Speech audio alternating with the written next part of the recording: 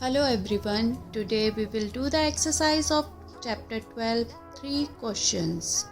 Let's start this exercise with question answer and first question is what were the king's 3 questions? राजा के 3 प्रश्न कौन से थे? The 3 questions were what is the right time to being something? कुछ भी करने का सही समय कौन सा है? Which people should he listen to? राजा को किसकी बात सुननी चाहिए? What is the most important thing for him to do? और एक राजा के लिए सबसे महत्वपूर्ण कार्य कौन सा होता है? Second question, why did the king want to know the answer to these questions? जो राजा था वो इन क्वेश्चंस के आंसर क्यों जानना चाहता था? The king thought that he would never fail.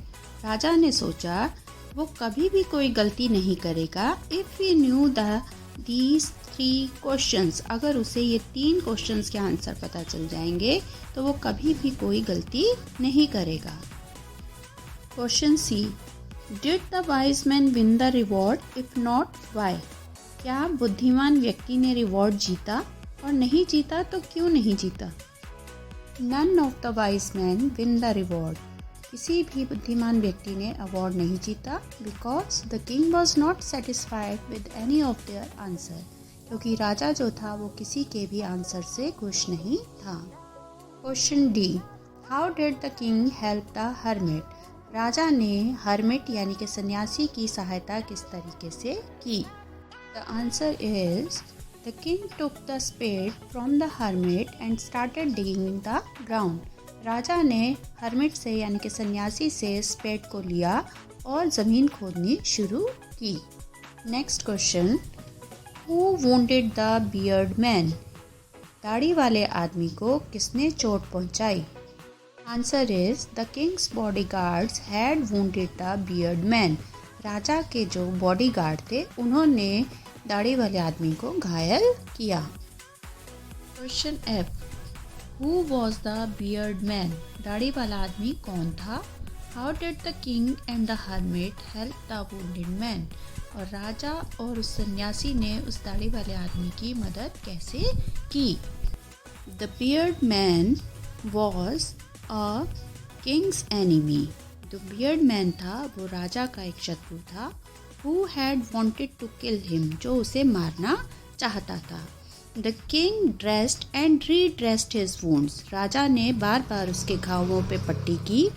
Gave him fresh water. उसे पीने के लिए ताज़ा पानी दिया. And with the help of the hermit, और hermit की सहायता से took him inside the hut. उसे उठाकर हट के यानी कि उस साधु की कुटिया के अंदर ले गया to take rest, ताकि वो रेस्ट कर सके. Next question is, What did the beard man promise to do for the king? जो दाढ़ी वाला आदमी था उसने राजा से क्या करने का प्रॉमिस किया कि वो राजा के लिए क्या करेगा? The beard man promised that if he lived, beard man जो था दाढ़ी वाला आदमी वो प्रॉमिस करता है कि अगर वो जीवित रहेगा he would serve the king as his most faithful servant. तो वो राजा के लिए सबसे वफादार नौकर की तरह काम करेगा. Next question, question H, which is the most important time? सबसे इम्पॉर्टेंट टाइम कौन सा है?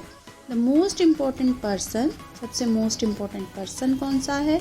And the most important thing to do, और सबसे महत्वपूर्ण कार्य कौन सा है? The most important time is now. जो इस समय चल रहा है वही सबसे महत्वपूर्ण समय है. और the most important person is the person we are with. सबसे महत्वपूर्ण व्यक्ति वो होता है जिसके साथ हम इस समय हैं. And the most important thing is to do that person good. मतलब जो व्यक्ति हमारे साथ है हम उसके साथ जो भी अच्छा कर सकते हैं वही सबसे इम्पॉर्टेंट चीज़ है. Now move to the next part of the exercise where we have to say that who said these lines to whom. ये lines जो नीचे लिखी गई हैं ये किसने कही थी और किससे कही थी? First sentence is let me take the spade and dig for you. मुझे ये स्पेड दे दो और मैं तुम्हारे लिए इसे खोद दूंगा। As you all know that the king said these lines to the hermit. राजा ने ये शब्द हर्मिट से यानी कि सन्यासी से कहे थे। Second sentence is here comes someone running. यहाँ कोई भागता हुआ आ रहा है। The hermit said this line to king. राजा से ये शब्द हर्मिट ने कहे थे। Last sentence of this exercise forgive me. मुझे क्षमा कर दो। उसने किससे माफ़ी मांगी थी? The beard man to the king.